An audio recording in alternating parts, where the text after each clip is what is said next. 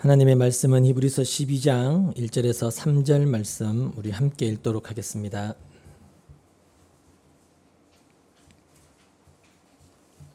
히브리서 12장 1절에서 3절 말씀입니다. 우리 함께 읽도록 하죠. 시작. 그러므로 이렇게 구름대와 같이 수많은 증인이 우리를 둘러싸고 있으니 우리도 갖가지 무거운 짐과 얼매는 죄를 벗어버리고 우리 앞에 놓인 다름질을 참으면서 달려갑시다.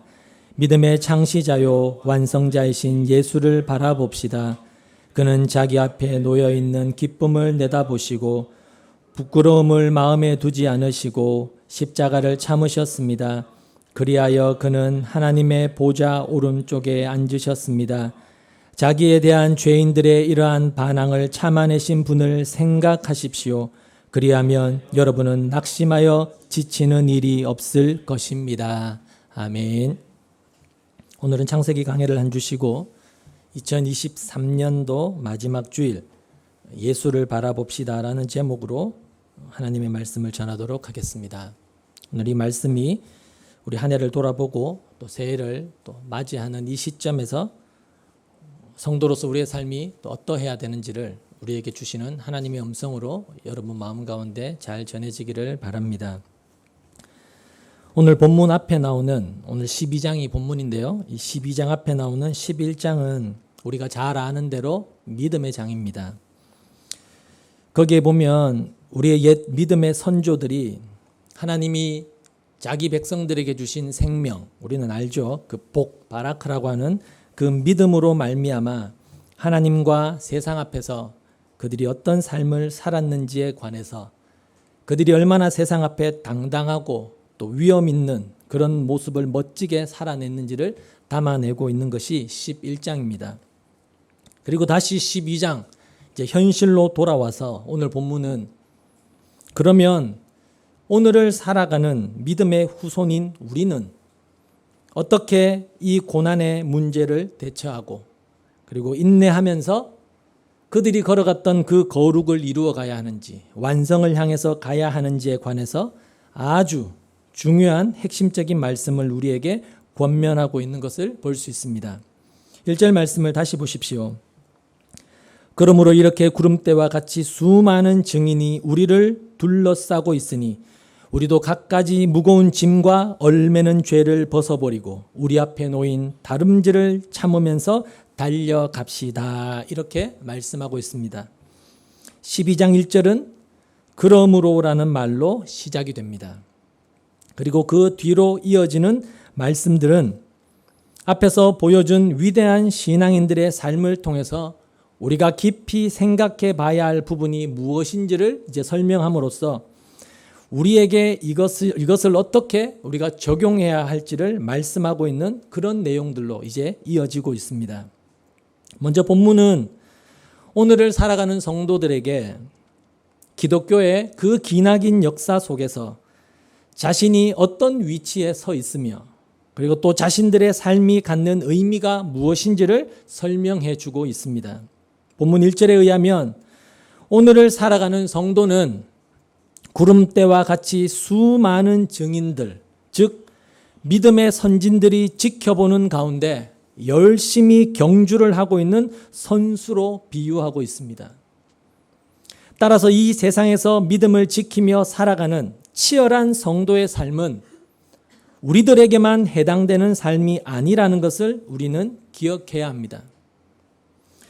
신앙의 좁은 길이라는 것은 모든 시대 속에서 신자로 부름받은 자들이라면 하나님의 부름을 받은 자들이라면 모두 다 한결같이 치러야 하는 거룩한 경주라는 것입니다.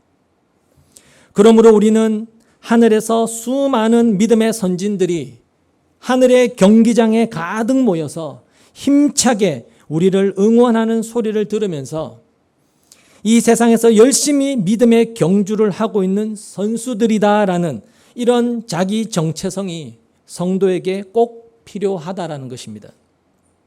1절에 나오는 구름대와 같은 수많은 증인들이 누굽니까? 앞서 11장 믿음장에서 말씀하고 있는 그 아벨로부터 시작해서 에녹과 노아와 아브라함과 모세 등으로 이어지는 수많은 모든 믿음의 조상들을 가리킵니다.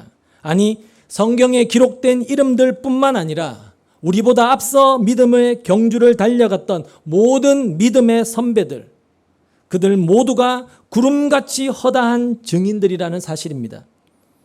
참된 믿음의 길을 걸어갔던 모든 하나님의 사람들, 그 틈에 바로 저와 여러분의 이름도 포함되어 있는 것이라는 거죠.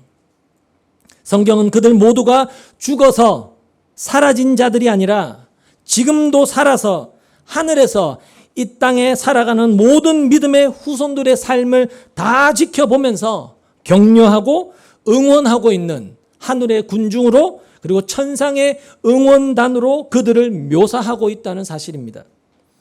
따라서 성도된 우리는 믿음으로 위대한 삶을 살았던 신앙의 선배들이 지켜보는 가운데 오늘도 치열한 영적인 싸움을 싸워 나가야 하는 자들이라는 것을 결단코 잊어서는 안 된다는 것이죠.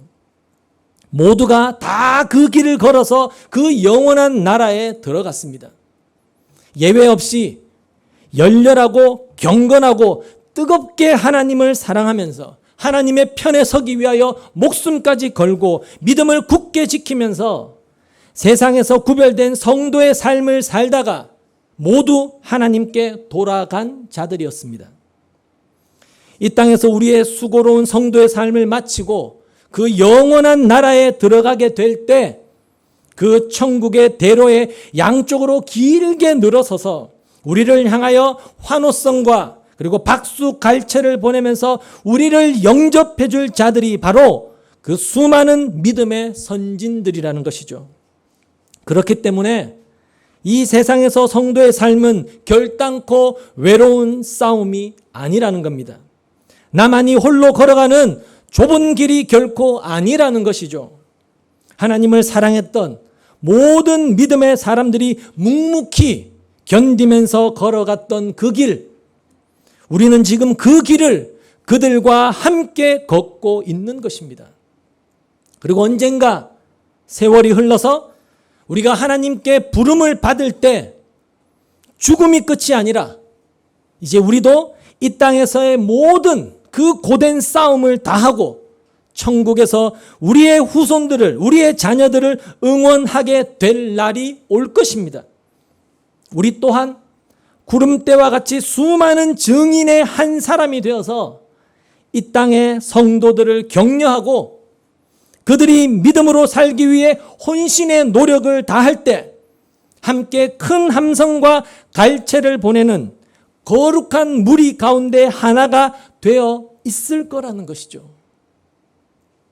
이렇게 성경은 이 땅에서의 성도의 삶을 광야 여정으로 설명하기도 하지만 오늘 본문과 같이 신자의 삶을 기나긴 신앙의 경주로 비유하기도 한다는 겁니다. 그래서 바울은 고린도전서 9장 24절 25절에서 성도의 삶을 이렇게 비유했습니다. 한번 찾아보시죠. 고린도전서 9장 24절 25절입니다.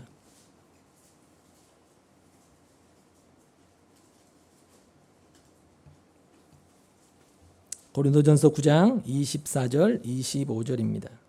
같이 읽어보죠. 같이 읽습니다. 시작. 경기장에서 달리기 하는 사람들이 모두 달리지만 상을 받는 사람은 하나뿐이라는 것을 여러분은 알지 못합니까? 이와 같이 여러분도 상을 받을 수 있도록 달리십시오. 경기에 나서는 사람은 모든 일에 절제를 합니다. 그런데 그들은 썩어 없어질 월계관을 얻으려고 절제를 하는 것이지만 우리는 썩지 않을 월계관을 얻으려고 하는 것입니다.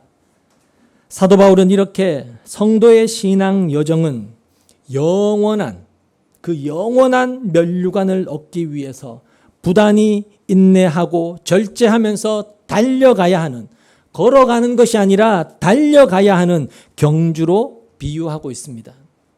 뿐만 아니라 바울은 자신의 마지막 유언적 메시지를 담고 있는 디모데후서 4장 7절 8절에서도 유사한 말로 성도들을 향해 권면하고 있는 것을 볼 수 있습니다. 제가 읽어드리죠.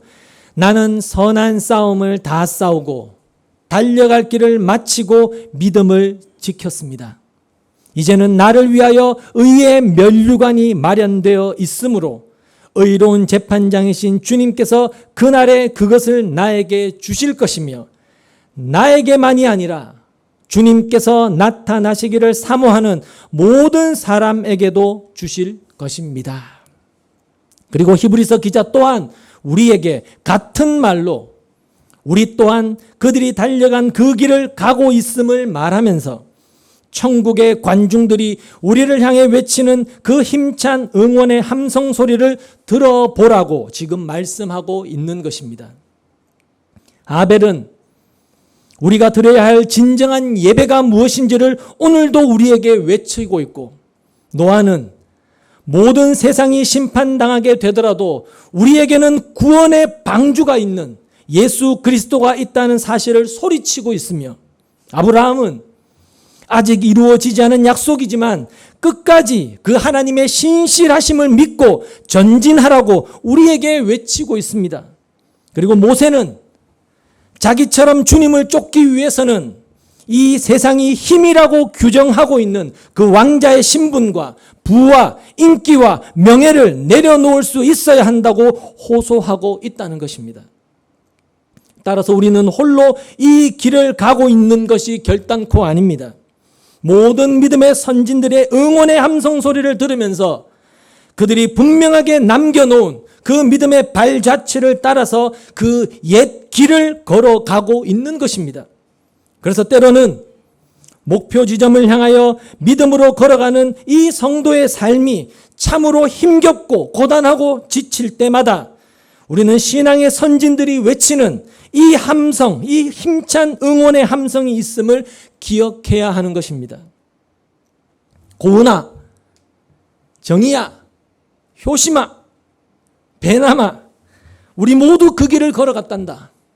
그 힘겹고 지치고 반대와 외로움이 있는 그 좁은 길을 우리도 다 걸어갔단다. 그러니 힘을 내라. 주님이 너와 함께 하시며 너를 지키고 보호하셔서 결국 우리가 서 있는 이 자리, 이 승리와 영광의 자리에 서게 하실 것이니 지금 힘들다고 그 길을 포기하지 말고 끝까지 완주해야 한다. 썩지 않는 면류관을 받기 위해서 끝까지 달려가야 한다라고 그렇게 응원하고 있다는 것을 우리는 기억해야 한다는 것입니다. 그렇게 우리보다 앞서 이 길을 걸어갔던 선배들이 있고 또 지금 함께 이 길을 걸어가는 동지들이 있어서 우리가 힘을 내는 것이죠. 먼저 그 길을 걸어가고 이 길이 맞는 길이라고 뒤따라오는 사람에게 알려주면서 조금만 더 가면 된다라고 어깨를 다독여주는 선배들과 동지들이 있기에 우리는 이 길을 끝까지 갈 수가 있는 것입니다. 하산하는 사람들이 힘겹게 산을 오르는 사람들을 향해서 거짓말인지 알지만 그것이 정상을 향하는 자들을 위한 격려와 응원이 된다는 것을 알기 때문에 산을 오르는 자들을 향하여 조금만 더 가시면 됩니다. 조금만 더 가시면 곧 정상이에요. 힘을 내십시오. 라는 말에 조금 더 힘을 내보는 것이죠.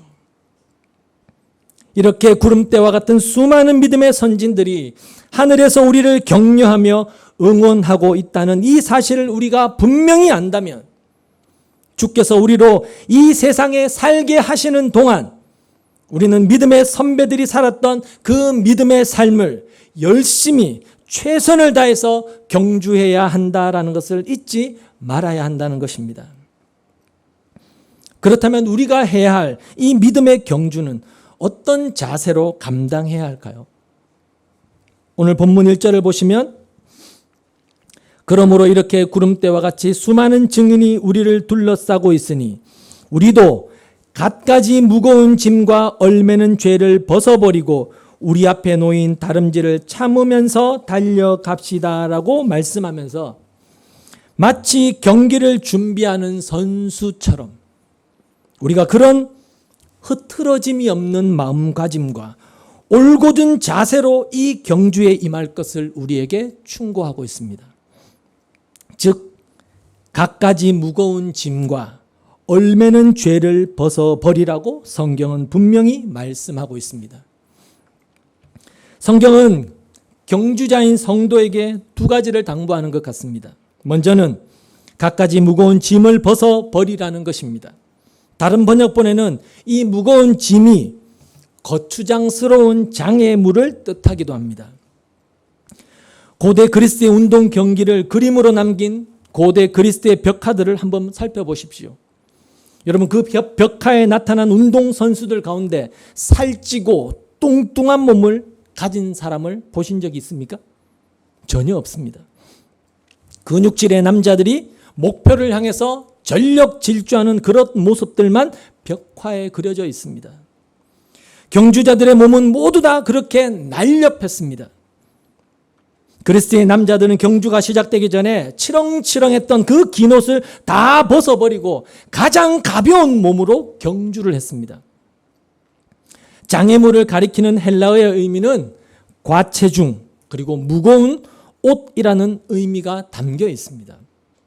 여러분 잘 달리려면 뚱뚱한 몸으로는 불가능합니다. 무엇이든지 속도를 떨어뜨릴 만한 요소가 있다면 적어도 달려가기에는 부적합하다는 것이죠. 경주자에게 있어서 몸의 지방은 적입니다. 최악의 적이에요. 반드시 제거되어야 될 요소라는 것이죠. 그렇다면 천성을 향해 질주하는 성도에게 있어서의 적, 무거운 짐, 거추장스러운 장애물은 도대체 무엇일까요? 바로 언제나 우리를 얼매게 하는 죄라는 것입니다. 죄. 이 정도는 괜찮겠지라고 여기고 지나쳤던, 에이 이 정도는 먹어도 괜찮겠지, 살이 찌지 않을 거야.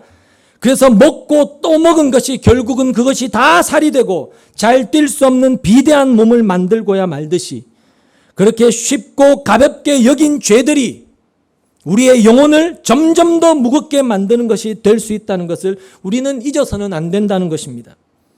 우리로 하여금 점점 더 하나님과 멀어지게 만드는 요인이 된다는 것이죠.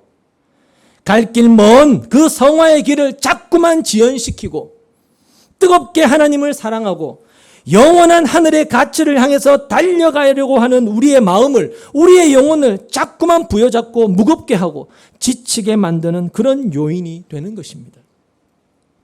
달리기를 잘하려면 잘 달릴 수 있는 몸이 되어야 됩니다.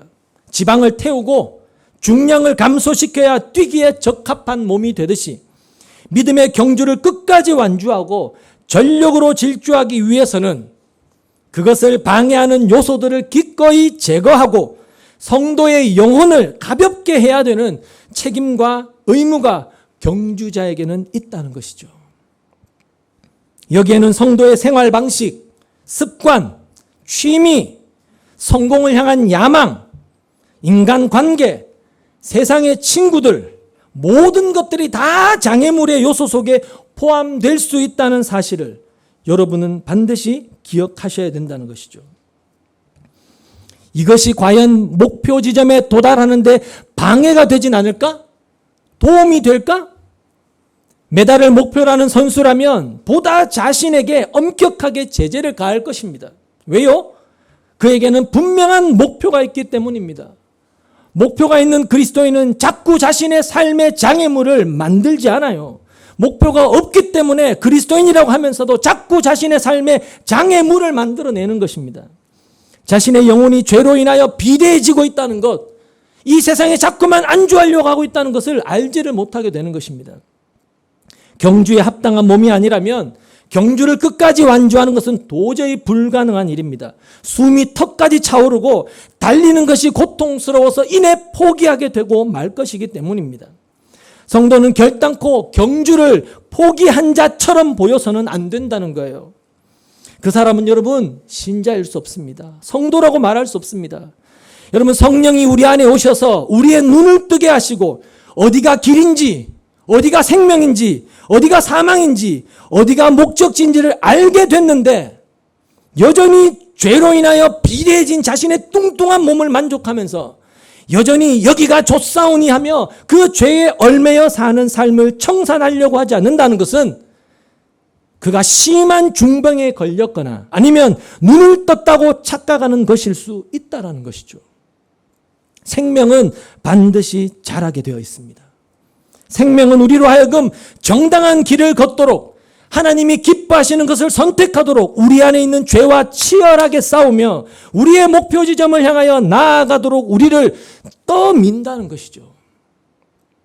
그러므로 지혜로운 경주자라면, 승리가 목표인 선수라면, 주께서 약속하신 것을 얻기 위한 그것이 목표라면 자기를 무겁게 하는 것을 절대로 원치 않고 그것을 결단코 허락하지 않습니다. 모든 장애물들을, 그 유혹거리들을 반드시 제거해 나갈 것입니다. 그래서 성경은 이 죄의 문제, 성도를 얽매는 이 죄를 벗어버리라고 분명히 경고하고 계신 것입니다. 오늘도 죄는 우리의 발목을 잡고 우리를 넘어뜨리고 일어서지 못하게 만듭니다. 그래서 우리로 하여금 그 정도에서 벗어나서 곁길로 가도록 만들어버리죠. 여러분, 왜 성도는 이 죄의 문제를 집요하게 다루지 않으면 안 되는 줄 아십니까? 그 죄로부터 벗어나기를 왜 날마다 하나님 앞에 기도하며 간구하지 않으면 안 되는지 아십니까? 왜냐하면 여러분, 이 죄에 걸려서 넘어지면, 이 죄의 유혹에 얽매여 버리게 되면 우리의 경주는 쉽게 말하면 물 건너 가버리는 것이 되기 때문입니다. 한참이나 결승점으로부터 멀어져서 허송 세월을 하염없이 보낼 수밖에 없기 때문입니다. 42.195km 마라톤을 뛰는 사람이 가장 조심해야 될 것이 뭔지 아십니까? 넘어지는 것입니다. 장거리 레이스에서 한 번 발이 엉켜서 넘어지면 여러분, 경기를 포기하는 것과 마찬가지가 되는 치명적인 결과를 가져오게 되기도 합니다. 동일하게 여러분, 우리가 죄를 가볍게 여기는 성도는 신앙 경주를 마치 포기하는 것과 마찬가지라는 거예요. 여러분, 젊어서 하나님을 멀리하고 죄에 걸려 넘어지게 되면, 이 세상과 짝하여 세상의 풍조를 쫓아서 살아가게 되면 그 귀하고 복된 인생의 그 소중한 시간들이 다 허비하게 되는 것입니다. 물론 그가 하나님의 자녀라면 하나님이 뒤늦게라도 사람 막대기와 인생 채찍을 동원해서라도 그를 다시금 붙들어 은혜의 자리로 돌아오게 하시겠지만, 여러분, 많은 시간들을 소진해 버리게 되고 고통과 아픔, 눈물의 시간들로 자신의 인생을 허비하게 될 수밖에 없는 것이죠. 그리고는 결국 중년과 노년에는 혀를 차며 껄껄껄하며 후회와 한숨으로 자신의 남은 인생을 채울 수밖에 없게 된다는 것입니다. 여러분, 성경에도 많은 믿음의 사람들이 그 결승점을 향해서 열심히 질주하다가 중도에 넘어지는 경험들을 종종 보죠. 삼손도 그랬고 다윗도 치명적인 죄의 유혹을 피하지 못했습니다. 그래서 성경은 모든 경주자된 성도된 저와 여러분을 향하여 너희를 무겁게 하는 그 갖가지 짐과 얽매이게 하는 죄를 확인하고 빨리금 벗어버리고 경주해라라고 명령하시는 것입니다. 그렇다면 반대로 이런 경주자에게 꼭 필요한 것은 뭘까요? 경계해야 될 것이 죄라면 꼭 필요한 것은 뭘까요? 바로 믿음의 인내입니다. 인내. 경주자에게 가장 필요한 요소는 바로 인내하는 것입니다. 숨이 턱까지 차오르고 당장이라도 쓰러질 것 같은 그런 피곤한 팔다리, 온몸에 극심한 고통과 괴로움이 엄습해 오지만 끝까지 이를 악물고 정신력으로 이것을 극복하는 선수들을 보십시오. 타는 갈증으로 침까지 모두 말라버리지만 견디고 달리는 것입니다. 성도라면 반드시 여러분 회심과 중생을 경험하게 되어 있죠. 자신이 악질 중에 악질임을 깨닫고 하나님이 예수 안에서 죄인 중에 괴수였던 나를 구원해 주셨구나. 십자가의 방법이 아니고서는 도무지 해결될 수 없는 그런 극악한 나를 주님이 불쌍히 여겨 주셨구나라며 감격하게 됩니다. 그게 회심과 중생이죠.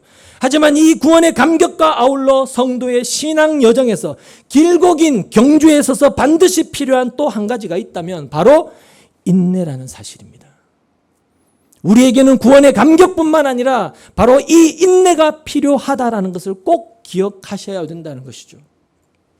여러분, 성경에 얼마나 많은 구절이 이 인내를 가르치는지 모릅니다. 제가 몇 가지만 찾아드릴까요? 누가복음 8장 15절은 이렇게 말씀합니다. 그리고 좋은 땅에 떨어진 것들은 바르고 착한 마음으로 말씀을 듣고서 그것을 굳게 간직하여 견디는 가운데 열매를 맺는 사람들이다라고 말씀합니다. 영적으로 거듭난 중생한 사람은 말씀을 붙들고 믿음으로 인내함으로써 열매를 맺게 된다고 성경이 말씀하고 있어요. 그리고 누가복음 21장 19절에서는 너희는 참고 견디는 가운데 너희의 목숨을 얻어라 라고 말씀하시면서 인내의 결과는 목숨을 얻는 것이다 라고 말씀하고 있고요. 그리고 로마서 5장 3절 4절에서는 그뿐만 아니라 우리는 환난을 자랑합니다. 우리가 알기로 환난은 인내력을 낳고 인내력은 단련된 인격을 낳고 단련된 인격은 희망을 낳는 줄을 알고 있기 때문입니다 라고 하면서 인내의 유익에 대해서 말씀해 주고 있고요. 데살로니가전서 1장 3절에서는 또 우리는 하나님 우리 아버지 앞에서 여러분의 믿음의 행위와 사랑의 수고와 우리 주 예수 그리스도께 둔 소망을 굳게 지키는 인내를 언제나 기억하고 있습니다라고 말씀하고 있고, 이게 성도의 정체성이라는 거죠. 디모데전서 6장 11절에서는 하나님의 사람이여 그대는 이 악한 것들을 피하십시오. 의와 경건과 믿음과 사랑과 인내와 온유를 쫓으십시오라고 하면서 성도에게 꼭 필요한 것이 바로 인내라고 말씀하고 있다는 겁니다. 그리고 히브리서 10장 36절에서는 여러분이 하나님의 뜻을 행하고서 이 약속해 주신 것을 받으려면, 하나님이 약속해 주신 것을 받으려면 인내가 필요합니다라고 말씀하고 있습니다. 그 목적지에 도달하기 위해서는 반드시 약속을 믿는 믿음으로 인내해야 한다고 말씀한다라는 사실입니다. 이 밖에도 많은 성경 구절들을 통해서 인내의 필요성과 인내의 가치를 성경은 말씀하고 있다는 것을 우리는 얼마든지 확인할 수 있습니다. 인내가 없는 신앙이란 존재하지 않습니다. 인내가 필요 없는 성도의 삶이란 성립될 수가 없습니다. 그리스도께서 하나님의 뜻을 이루기 위해, 즉 그분의 목표 지점에 도달하기 위해 어떠한 인내를 감수하셨는지 성도는 기억해야 된다는 것이죠. 그러므로 이 땅에서 예수가 경주하셨던, 믿음의 선배들이 경주했던 그 믿음의 경주를 해야 하는 모든 하나님의 자녀들이 이제 기억해야 될 또 하나의 진리는 바로 이것입니다. 오늘 본문 2절 말씀을 같이 읽겠습니다.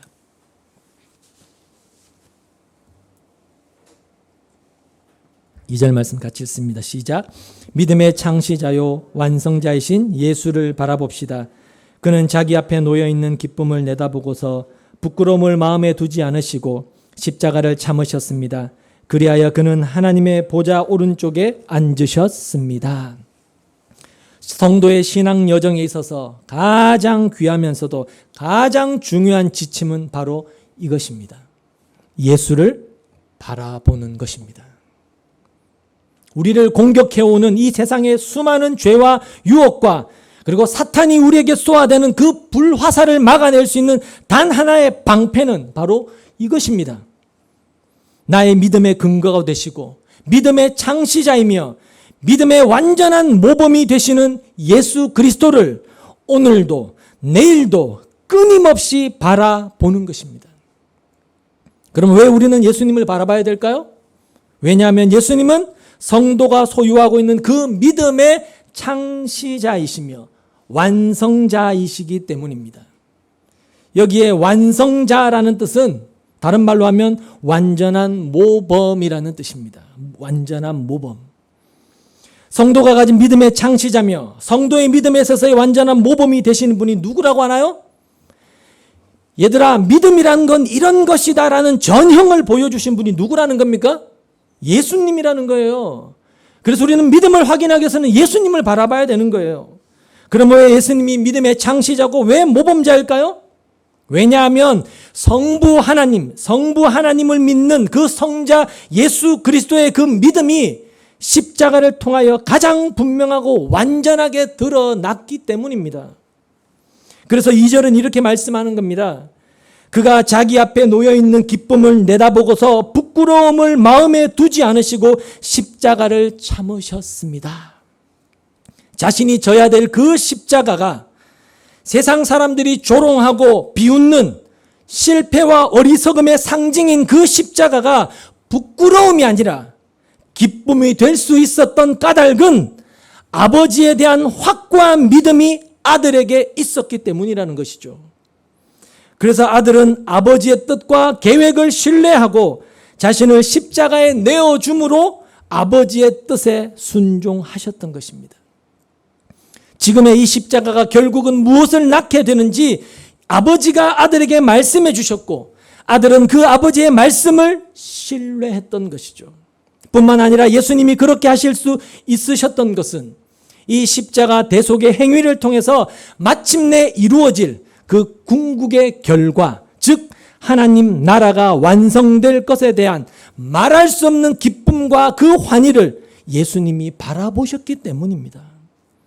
아버지와 그 사랑하는 백성들이 자신으로 다시금 연합하게 되는, 영원한 사망 아래 있었던 자들이 영원한 생명으로 다시금 초대되어 나오게 될 그 미래의 그림을 내다보시면서 주님은 기꺼이 십자가의 그 모든 조롱과 멸시와 천대와 그 고통을, 그 수치와 모멸감을 친히 다 감당하신 것입니다. 그리고 예수님의 그 십자가 대속의 위대한 가치에 대해서 이사야 53장 5절 6절은 이렇게 말씀을 하죠. 그러나 그가 찔린 것은 우리의 허물 때문이고 그가 상처를 받은 것은 우리의 악함 때문이다. 그가 징계를 받음으로써 우리가 평화를 누리고 그가 매를 맞음으로써 우리의 병이 나았다. 우리는 모두 양처럼 길을 잃고 각기 제 길로 흩어졌으나 주님께서 우리 모두의 죄악을 그에게 지우셨다. 자신을 통하여 아버지의 영광이 드러나는 것을 자신의 삶의 궁극의 목표로 삼았던 예수님은 아버지의 뜻이 이루어지는 즐거움, 자신을 통해서 아버지의 뜻이 이루어지는 그 즐거움을 바라보며 십자가의 모든 괴로움과 수치를 능히 감당하실 수 있으셨던 것입니다. 그러한 예수를 닮도록 성도는 예수를 바라봐야 한다는 것이죠. 여러분, 예수를 바라봅시다 라는 말은 쉽습니다. 그러나 뭘 바라봐야 된단 말일까요? 예수를 바라본다는 건 예수가 그랬던 것처럼 오늘도 아버지의 나라와 아버지의 의를 위하는 삶, 그 아버지의 뜻이 나를 통해서 이루어지는 것을 자신의 기쁨과 즐거움으로 삼고 아버지의 기쁨이 되기를 간절히 소망하는 것입니다. 그럴 때 이 땅에서 믿음의 경주를 펼쳐야 될 성도된 우리도 능히 신앙 때문에, 주님 때문에 겪고 당해야 되는 그 십자가의 삶, 손해, 불이익, 반대, 고난도 인내하며 달게 받을 수 있다는 것이죠. 그것이 결단코 손해로 여겨지지 않을 수 있다는 것입니다.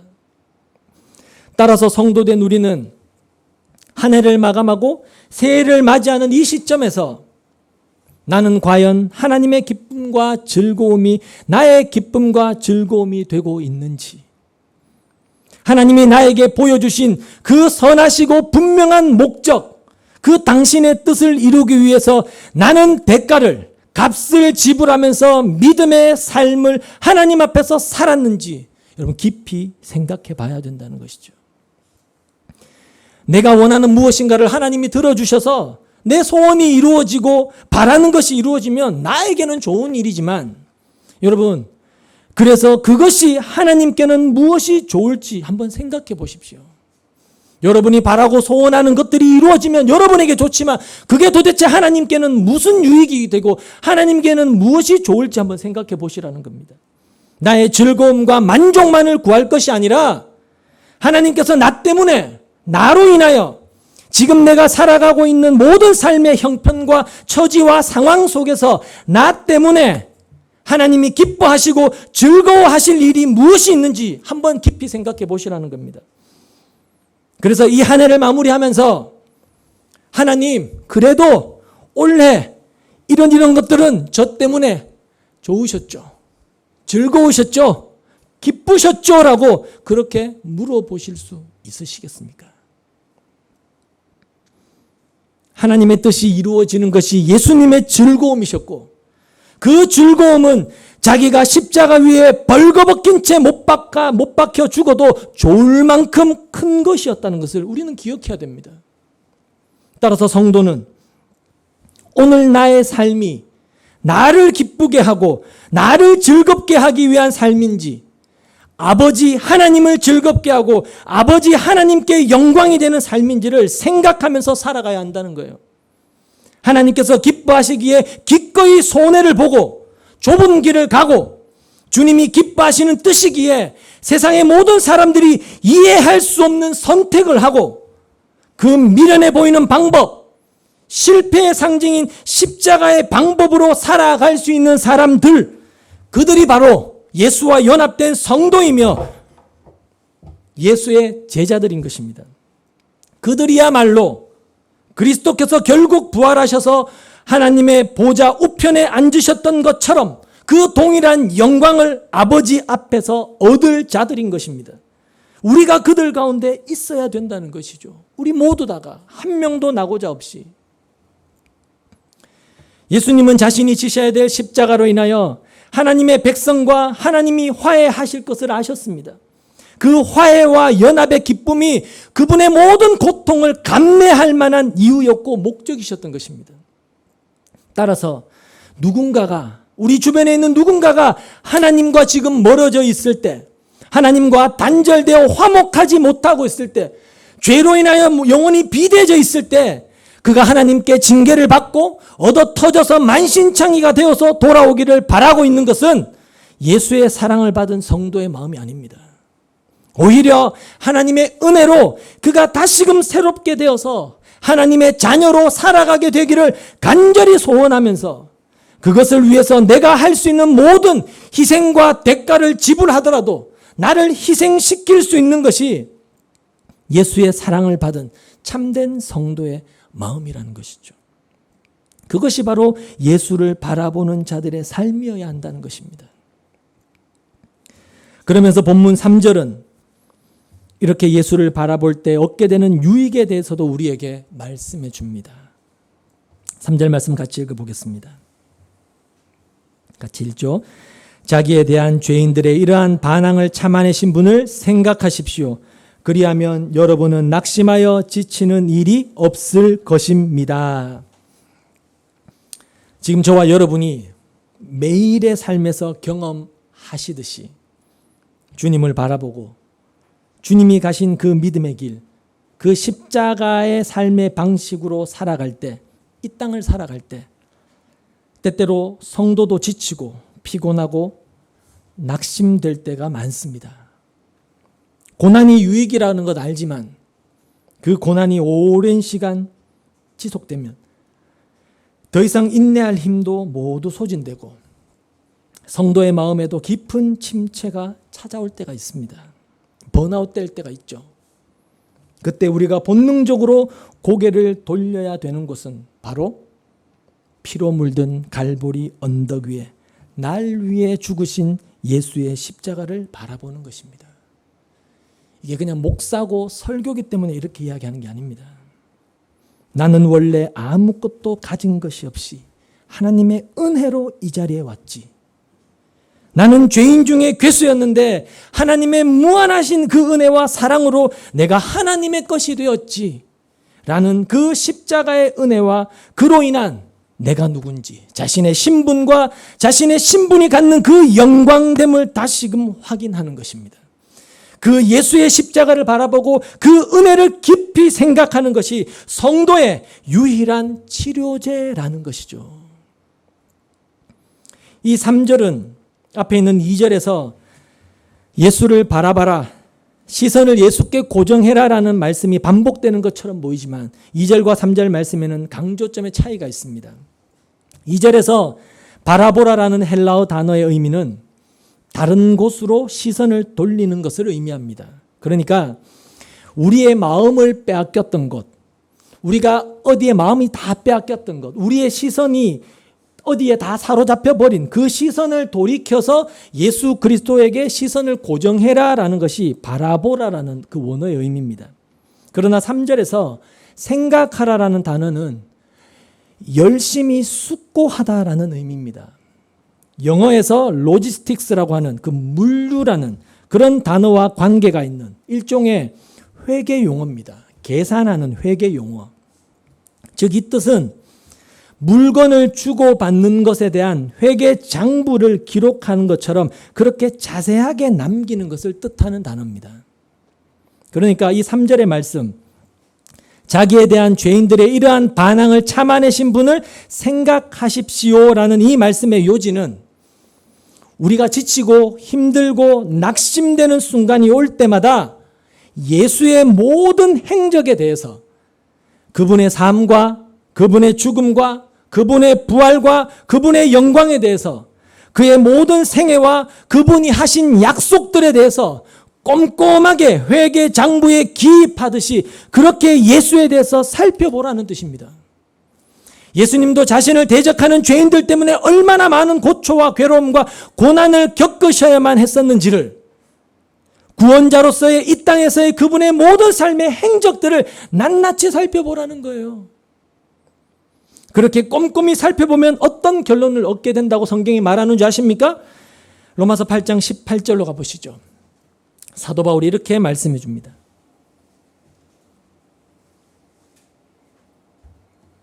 로마서 8장 18절입니다. 같이 읽겠습니다. 로마서 8장 18절입니다. 시작. 현재 우리가 겪는 고난은 장차 우리에게 나타날 영광의 견주면 아무것도 아니라고 나는 생각합니다. 이 고백이 저절로 나오게 된다는 것입니다. 예수님의 행적을 꼼꼼히 살펴보고 나면 이 고백이 저절로 나오게 된다는 거예요. 그 십자가 너머에 그 영광의 부활과 면류관이 놓여 있었던 그 예수님처럼 나도 이 고난과 핍박과 외로움을 넘으면 언젠가는 예수가 받은 그 영광에 참여하게 되고 그 복된 자리에 이르게 된다라는 것을 다시금 깨닫게 된다는 것입니다. 그렇게 예수님을 깊이 생각한다는 것은 구체적으로 뭘 말하는 걸까요? 그러면 그것은 성경이 예수 그리스도에 대해서 말씀하시는 모든 것을 샅샅이 살펴보는 것입니다. 복음서와 그리고 서신서를 통해서 그리고 구약의 그 예수 그리스도에 대한 모든 예표적인 말씀들을 곰곰이 살펴보고 배워서 회개 장부를 적어 나가듯이 꼼꼼히 그 말씀을 깊이 묵상한다는 것이죠. 누가복음 24장에 보면 여러분 잘 아시는 엠마오로 가는 두 제자를 찾아오신 예수님에 대한 이야기가 나옵니다. 우리는 그 장면에서 지금 두려움과 시리에 빠져 절망과 낙심에 깊이 빠져 있는 두 제자가 예루살렘을 떠나서 자신들의 고향인 엠마오로 향하는 모습을 보게 됩니다. 그들의 뒷모습이 얼마나 쓸쓸하고 초라해 보이는지 알 수 없습니다. 근데 부활하신 예수님이 그들을 찾아오십니다. 그리고 두 사람이 무슨 얘기를 나누고 있는지를 물으시죠. 저자 누가는 이렇게 말을 합니다. 두 사람이 슬픈 빛을 띠고 머물러 서더라라고 기록하고 있습니다. 거기에서 우리는 하나 발견하죠. 예수님은 그때나 지금이나 낙심하고 낙담하고 절망하고 슬퍼하는 하나님의 자녀들에게 찾아오시는 분이시다라는 진리를 발견하게 되는 것입니다. 그리고 나서 그 두 제자는 자기들이 메시아라고 생각했던 나사렛 출신의 한 선지자가 있었다라며 예수님에 대해서 얘기를 해줍니다. 근데 그분이 체포되고 살해됐는데 죽은 그분을 목격했다는 증인들이 지금 나오고 있다고 그런 말을 옆에 걸어가고 있는 예수님께 해줍니다. 그러자 예수님은 그 두 제자에게 구약의 모세와 선지자들로부터 시작해서 성경 전체가 자신에 대해서 기록해 놓은 그 일들을 그들에게 소상하게 설명해 주십니다. 그렇게 예수님이 설명해 주시는 말씀을 들으면서 길을 가는데 해가 저물죠. 그래서 그들은 부활하신 주님과 함께 저녁을 먹게 되고 주님이 잡히시던 밤에 제자들에게 그렇게 하셨듯이 주님은 그 제자들에게도 떡을 떼어서 축사하고 그들에게 주십니다. 그때 무슨 일이 벌어진다고 되어 있나요? 거기에 보면 그들의 눈이 즉시 열려서 지금까지 자기들과 대화를 나누며 걸어오신 동행하신 그분이 바로 부활하신 예수 그리스도이심을 깨닫게 되는 겁니다. 주님은 그렇게 그들을 회복시키시고 한순간에 그 자리를 떠나시죠. 그리고 나서 남겨진 제자들이 뭐라고 고백한 줄 아십니까? 누가복음 24장 32절 한 절 찾아보시죠. 그들은 이렇게 고백합니다. 누가복음 24장 32절입니다.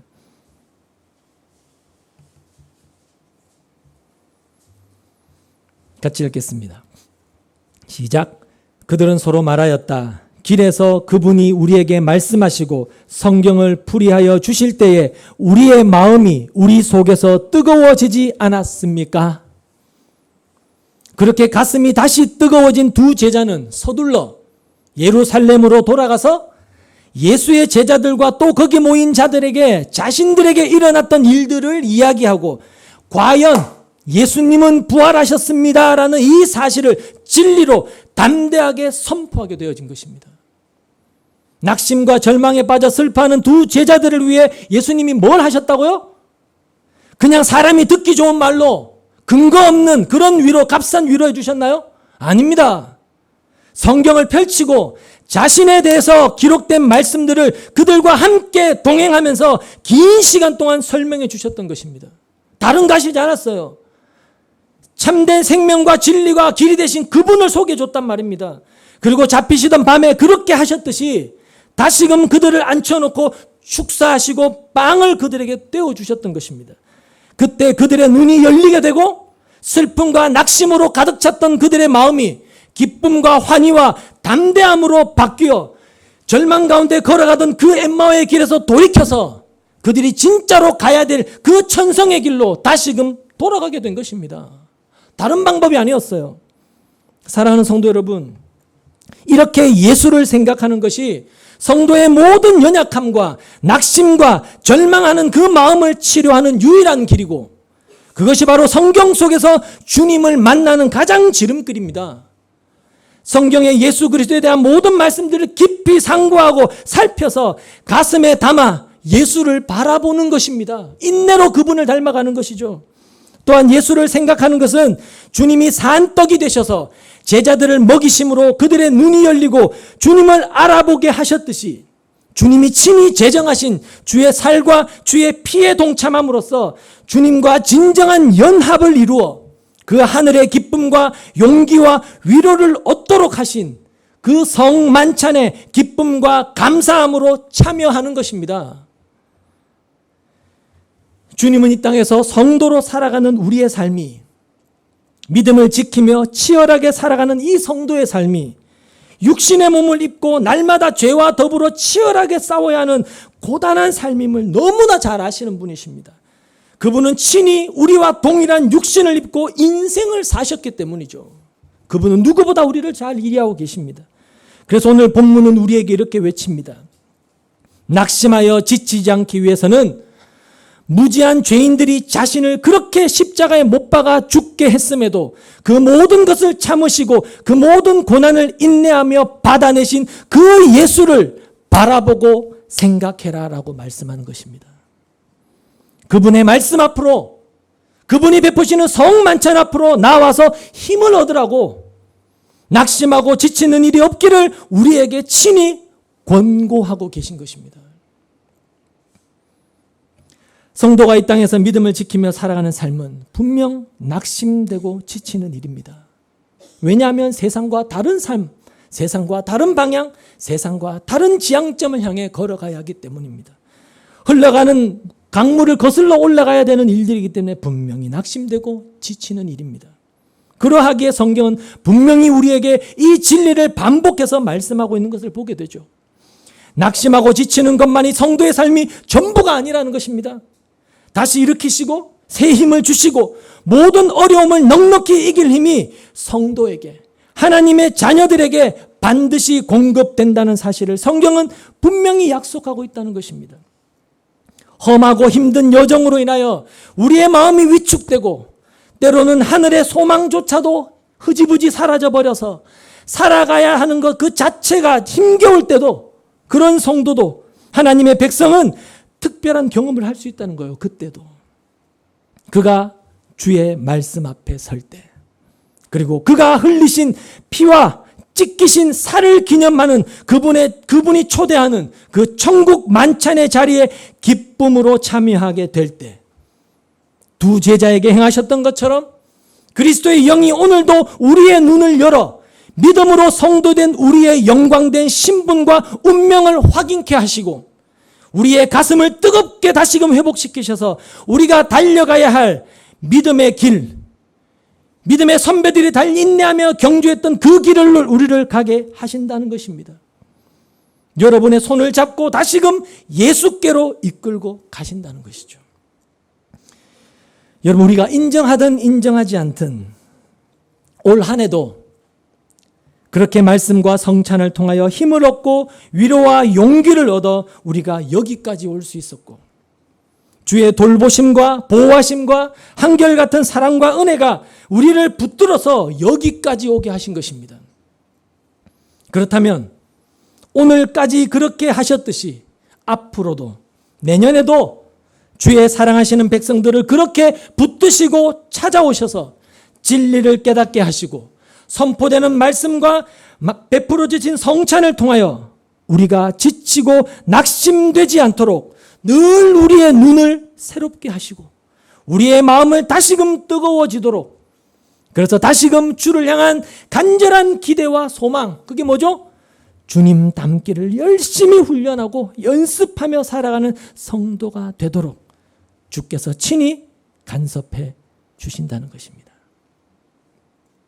그렇게 이 세상에서 여러분이 성도로서 천상의 기쁨과 위로를 맛보면서 살아가기를 원하신다면, 비록 몸은 이 땅에 있지만 오늘 성도님 기도하신 것처럼 몸은 이 땅에 있지만 그 천상에 속한 자로서 그 천상의 기쁨과 위로와 안식과 평안을 맛보면서 살아가기를 원하신다면 여러분 이걸 기억하십시오. 그럼 이제 그만 여러분의 모든 무거운 일과 죄를 벗어버리십시오. 그리고 그리스도를 바라보십시오.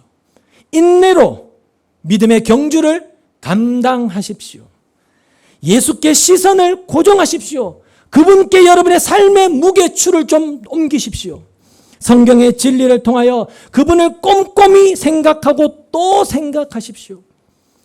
그렇게 달려가다 보면 어느덧 우리는 달려갈 길을 다 마친 순례자로 영원히 빛나는 그 천국 문 앞에 서게 되는 영광스러운 날을 맞이하게 될 것입니다. 그렇게 우리를 붙드시고 우리를 인도해 오신 주님께 감사와 찬송을 드리고 오늘까지 달려올 수 있게 하신 주의 은혜와 자비를 기억하는 성도로서 여러분 올해 잘 마무리하시고 또 새해에도 한결같은 은혜와 사랑으로 동행해 주시며 교훈해 주실 주님을 기대하시는 성도님들 다 되시길 주님의 이름으로 축원합니다. 기도하겠습니다.